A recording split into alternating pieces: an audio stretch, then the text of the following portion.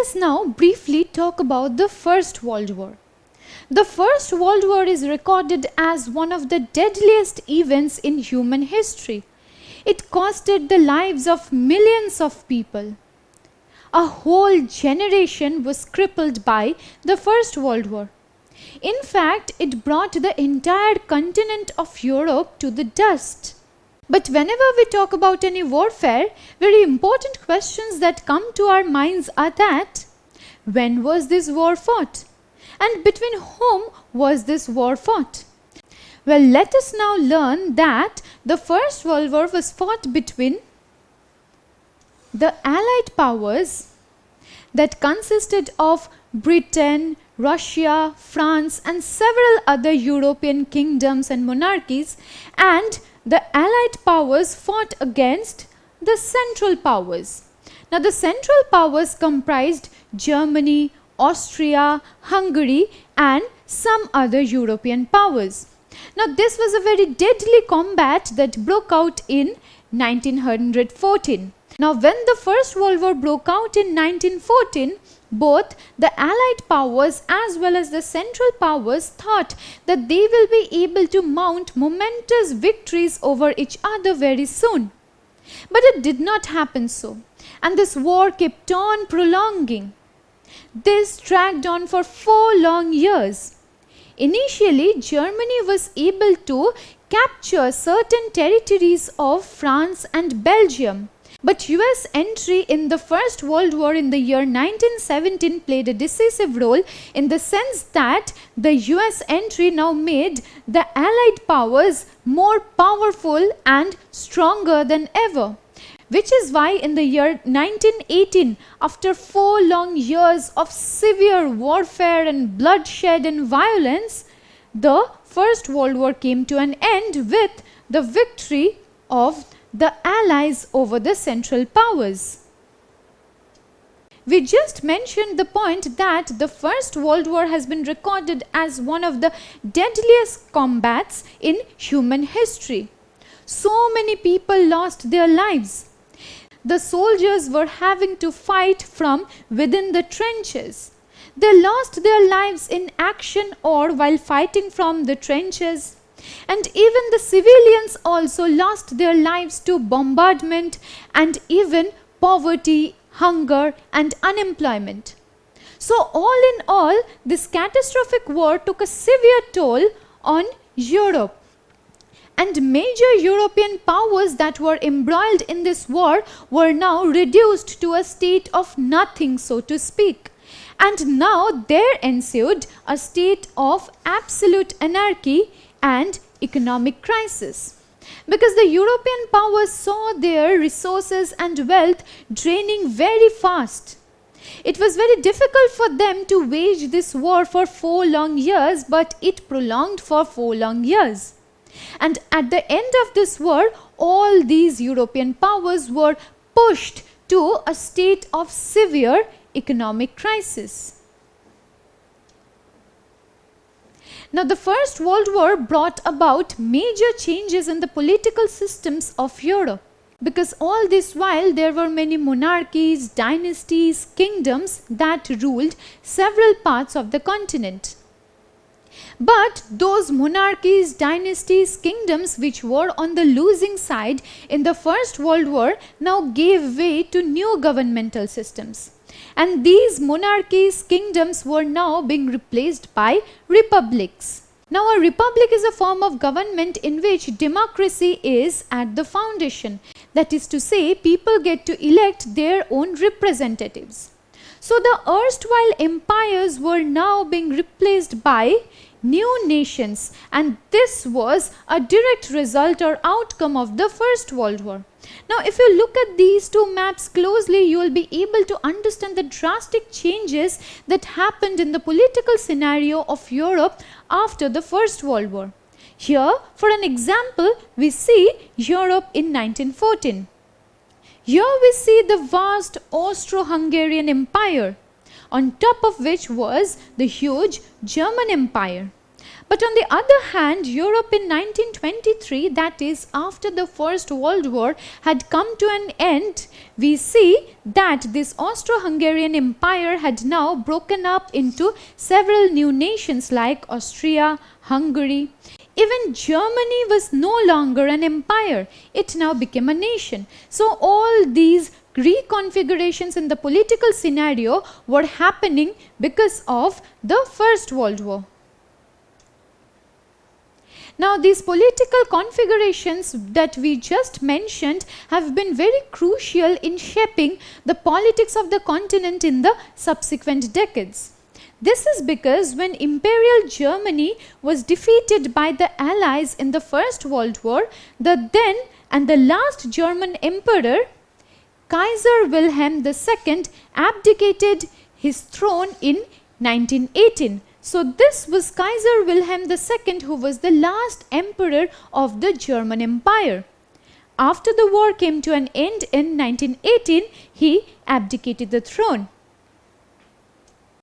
The abdication of the German emperor now opened up new avenues for the construction of new forms of government. And this is what happened in Germany after the First World War. A national assembly met at the German city of Weimar, and now a new constitutional federal republic was established, and this was known as the Weimar Republic or Reichstag, and this was established on November 9, 1918. So this was for the first time that Germany now got a constitutional federal republic. In an empire, it was the emperor who was at the head of the state. But as we learnt a while ago, that in a federal system, it is the people's say that is final. That is to say, people get to elect their own representatives. And a new constitution came into being at this point of time in Germany. Since this new governmental system was federal in nature, deputies were elected to this parliament or the Reichstag on the basis of universal votes cast by all adults. So for the first time in the history of Germany, the adults were now able to cast their votes in favor of the representatives that they wanted to represent them in the parliament. Now here we can see the cover page of the constitution that was brought into being in Germany in 1918. And here is the symbol of the German Reichstag or Weimar Republic. Now whenever any war is fought between different nations, kingdoms or monarchies, and it comes to an end after a point of time, many treaties are signed, and these treaties are basically pacts between the warring nations. This happened after the First World War as well. Many treaties were signed between and among the warring nations, among which the most famous was the Treaty of Versailles. Now the Treaty of Versailles was a peace treaty that was signed on June 28, 1919, and it was very crucial in the sense that it ended the state of war between Germany and the Allied powers. So here is a newspaper cutting that says treaty signed, war over. That is to say, when the Treaty of Versailles was signed on June 28, 1919, the First World War between Germany and the Allied powers came to an end. Before proceeding with this lesson, let me ask you a question. Which treaty ended the state of war between Germany and the Allied powers? Was it the Treaty of Paris, the Treaty of Versailles, the Treaty of Bucharest, or the Treaty of Brest-Litovsk? Which of these do you think is the correct answer? Well, the correct answer is Treaty of Versailles. The Treaty of Versailles that was signed on June 28, 1918 ended the state of war between Germany and the Allied powers.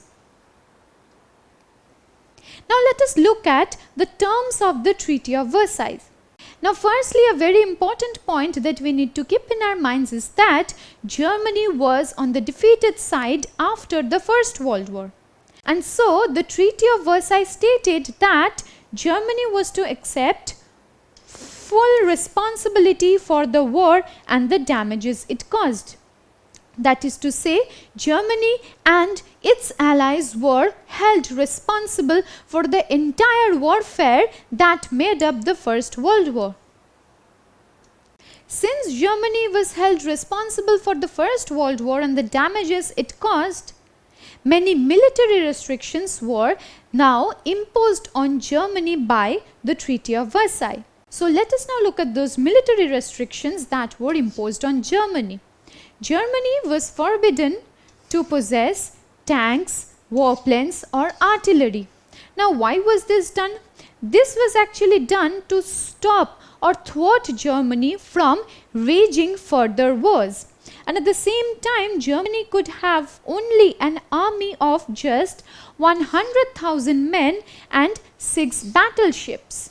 So the huge military forces that Germany boasted of till the First World War were now reduced to a very small number. Then Germany was also supposed to pay reparations for the war, because it was supposed to make up for the losses that happened because of the First World War. Germany was to pay $6 billion as war reparation. Now $6 billion was a huge amount, and it was quite difficult for Germany to pay back this war reparation. And subsequently, many changes also happened in the territories. We learnt that during the First World War, Germany had initially gained control over several territories of France and Belgium. Now, since Germany had lost in the war, Germany also was supposed to cede or give back these territories. As a result of the terms of the Treaty of Versailles, Germany lost 13% of its land, which included 15% of its farming land and 10% of its industries and all its colonial interests. So Germany lost a lot of land because the Treaty of Versailles held it responsible for the First World War. But what do you think happened to those people who were living in these regions? Well, Germany also lost 1/10 of its population. And all those people who were living in these regions were suddenly, out of nowhere, thrown into foreign lands, because Germany lost its control over these regions, which is why all the people who were living in these regions were now suddenly having to live in foreign lands. So these were the terms of the Treaty of Versailles. Now, as a result of the Treaty of Versailles, Germany lost 75% of its iron and 26% of its coal to France, Poland, Denmark and Lithuania. Now, France, Poland, Denmark, Lithuania were on the winning side. That is to say, these were among the Allied powers. And since Germany was held responsible, it now had to give up its iron and coal. And we can understand that while Germany was having to give up its iron and coal, the German economy now started suffering, because iron and coal were the resources which were required for the functioning of the German industries. And when Germany lost all these things to Denmark, Lithuania, Poland and France, this state was now reduced to a state of nothing, so to speak. Now here you can locate the region called Saar. Now this was a very resourceful region, and since Germany had actually ravaged the coal mines in France, Germany now had to give up this Saar region to France. This was also a part of the Treaty of Versailles, because all these were actually the reparations that Germany was having to pay because of its involvement and its incitement to the Central Powers in the First World War. Then Germany also had to give up the Alsace-Lorraine province that actually belonged to France. So this region was controlled by Germany during the First World War, but now after the First World War, this region then went under the control of France. And along with the Saar, Germany also lost control over the very resourceful region called the Ruhr. So here we can see the Ruhr region. This was also a resourceful region in the sense that the Saar and Ruhr regions had many coal mines. And when Germany lost its control over these coal mines, the German industries were heavily suffering. But at the same time, it was not just Germany that was suffering because of the repercussions of the First World War. All the European nations were suffering in their own ways. France was also knee-deep in debts, which is why France was very willing to use these regions as the source of income so that it can help its own economy recuperate. And the loss of these regions caused a shortage of raw materials in the German industries. So at this point of time, Germany was in a thick soup. Firstly, it was having to pay a very high war reparation of 6 billion pounds. And the only way of earning revenue was through the industries at this point of time.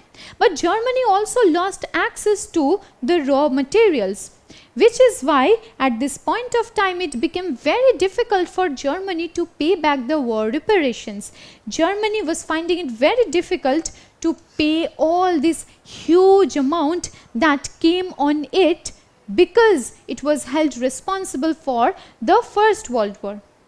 And subsequently, the region that later on came to be known as the Sudetenland was also broken up.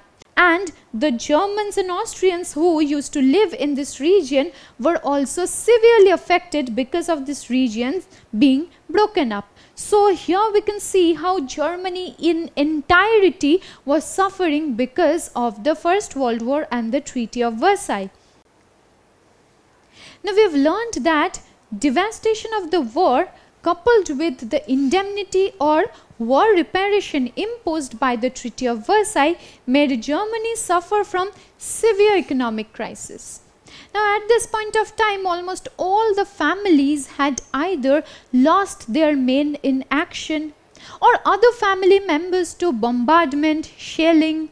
So all these families were reeling under the repercussions of the First World War. And at this point of time, the German youths also found it very difficult to procure even a loaf or a piece of meat, because unemployment was also rising. At this point of time, Germany was going through a severe state of economic crisis. The masses found it very difficult to earn anything, to get a job and get their own foods. Now let us quickly make a list of the repercussions of the war that Germany was met with in the post-war period, that is, after the First World War came to an end. Firstly, it suffered a loss of millions of lives. So many people died in action, so many people died even in their homes. Their lives were ravaged by the First World War. And then came acute food shortage because all the crops and grains were destroyed. Germany also lost many of its resources and regions to several other European countries. So at this point of time, the German masses were not able to feed themselves. And then came economic crisis. This point of economic crisis has been discussed at sufficient length all this while. And because of all these reasons, unemployment rates were also peaking. The German youths were not able to find jobs, because of which they were pushed to a state of hunger and poverty. So these were the repercussions of the First World War. And Germany was going through a very turbulent phase at this point of time. So this lesson introduced us to what was happening in Germany in the years that followed the First World War. In a subsequent lesson, we will be taking this discussion further by talking about how the German masses were suffering and how they held the then governmental system in Germany responsible for bringing Germany down to the dust. Don't forget to subscribe to our channel and hit the bell icon. You can also register for free at deltastep.com or download the DeltaStep app to learn one-to-one with our amazing teachers or to get access to all our 5,000 plus amazing videos as per your school syllabus. Master each topic with our adaptive practice technology. Get million plus questions with step-by-step solutions and unlimited mock tests. Get all your doubts resolved instantly. Learn via games and win amazing prizes like PlayStations and iPads. So at DeltaStep, learning is not just fun and easy, it's rewarding too. So register for free now.